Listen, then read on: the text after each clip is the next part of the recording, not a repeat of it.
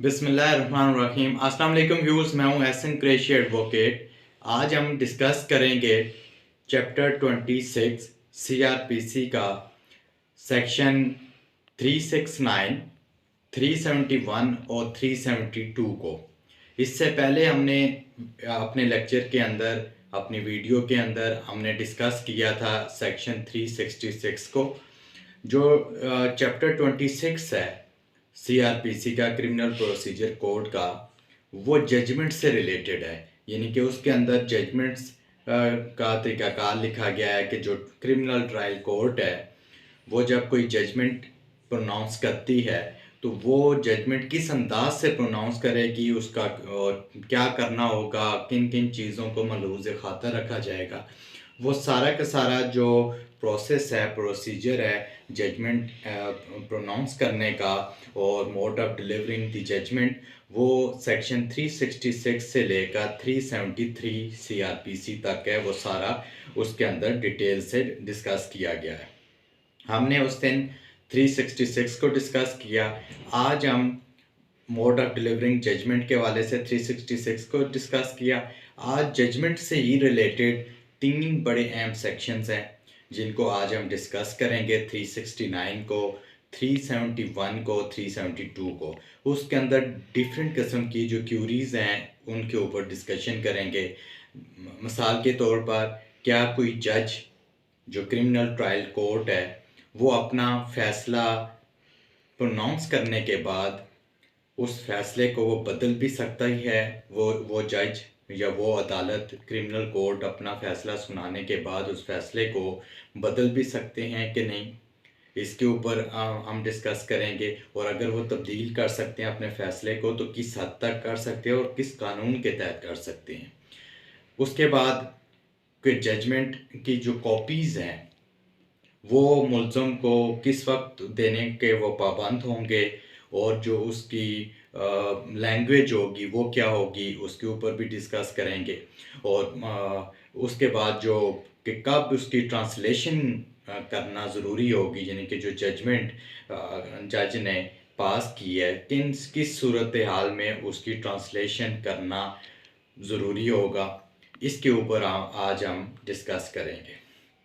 सबसे पहले हम सेक्शन 369 को लेते हैं। उसके अंदर लिखा हुआ है कि कोई भी जज जो क्रिमिनल ट्रायल कोर्ट है, क्रिमिनल ट्रायल कोर्ट की बात कर रहे हैं, कि जजमेंट पास जब करेगी, फैसला सुनाएगी और उसने साइन कर दिया फैसला, तो उसके बाद वो उसको तब्दील नहीं कर सकती, वो कोर्ट उसको तब्दील नहीं कर सकती। हाँ, अगर उसके अंदर, जजमेंट के अंदर कोई अरिथमेटिक या क्लैरिकल मिस्टेक हो, उसको तो ठीक किया जा सकता है, उस हद तक जजमेंट को तब्दील किया जा सकता है, मगर जो जजमेंट प्रोनाउंस करती उसको जो है वो तब्दील नहीं कर सकते। अरिथमेटिकल क्लैरिकल मिस्टेक को दुरुस्त किया जा सकता है। अब उसके बाद जो 369 के अंदर ये बात लिखी गई है, अब 370 जो है वो ओमिटेड है, और 371 के अंदर copies of the judgement to be provided to the accused, उसमें ये लिखा गया है। गालबन दो तीन बातें हैं 371 के अंदर। एक तो ये तीन सब सेक्शन है बेसिकली। उसके जो सब सेक्शन 1 है 371 का, उसके अंदर लिखा गया है कि जो जजमेंट की कॉपी है वो जैसे ही जजमेंट जो है प्रोनाउंस होगी तो वो उसकी कॉपी मुल्ज़म को, जो एक्यूज्ड है, उसको फ्री ऑफ कॉस्ट प्रोवाइड करने का पाबंद है जज। और अगर वो मुल्ज़म ये कहे कि इसको ट्रांसलेट करके दें, मुझे तो इसकी समझ नहीं आ रही, तो अगर ये प्रैक्टिकेबल हो जज के लिए तो उसकी ज़बान में, जो मुल्ज़म की लैंग्वेज है उसकी ज़बान में उसको ट्रांसलेट करके भी देगा। अगर प्रैक्टिकेबल हो जज के लिए, अगर है पॉसिबल तो वो करके देगा। अदरवाइज़ जो लैंग्वेज ऑफ द कोर्ट है, जो कोर्ट की मरोवजा लैंग्वेज है, उसके अंदर मैंडेटरी है कि वो उसको कॉपी प्रोवाइड करे, और ये कॉपी या ट्रांसलेशन दोनों सूरतों में फ्री ऑफ कॉस्ट उसको प्रोवाइड की जाएगी। ये उसके 371 के सब सेक्शन 1 के अंदर लिखा गया है।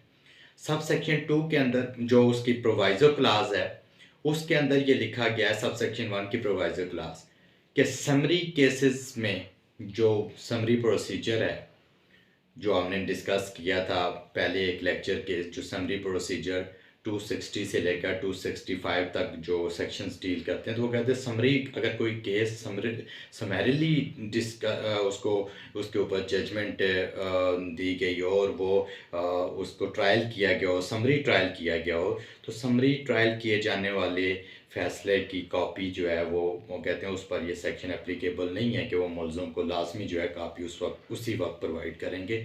वो इस चीज़ का पाबंद नहीं है कि एट द स्पॉट जो है उसको कॉपी प्रोवाइड करें, ये उसके प्रोवाइजर क्लास में।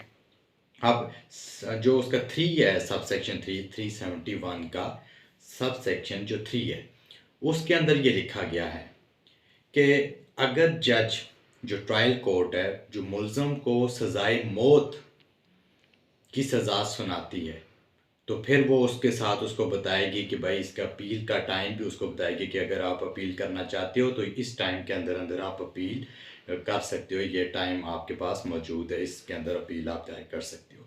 अब 372 को डिस्कस कर लेते हैं। उसके अंदर ये लिखा गया है कि जो ओरिजिनल फाइल है वो प्रोसीडिंग्स का जो रिकॉर्ड है, जो ओरिजिनल जो फाइल है जजमेंट की, जो ओरिजिनल जजमेंट है वो प्रोसीडिंग्स के साथ नेक्स्ट की जाएगी, जो कोर्ट का रिकॉर्ड का हिस्सा होगा। और अगर ओरिजिनल जजमेंट किसी और लैंग्वेज में other than the language of the court, तो फिर जो कोर्ट की लैंग्वेज है उसमें उसकी ट्रांसलेशन करके तो वो उस जजमेंट के साथ वो भी उसके साथ अटैच करके रिकॉर्ड का हिस्सा बनाया जाएगा। तो सो ये जब किसी और लैंग्वेज में कोर्ट की लैंग्वेज से हटकर अगर कोई जजमेंट पास की गई हो तो उसकी ट्रांसलेशन मैंडेटरी है अंडर सेक्शन 372।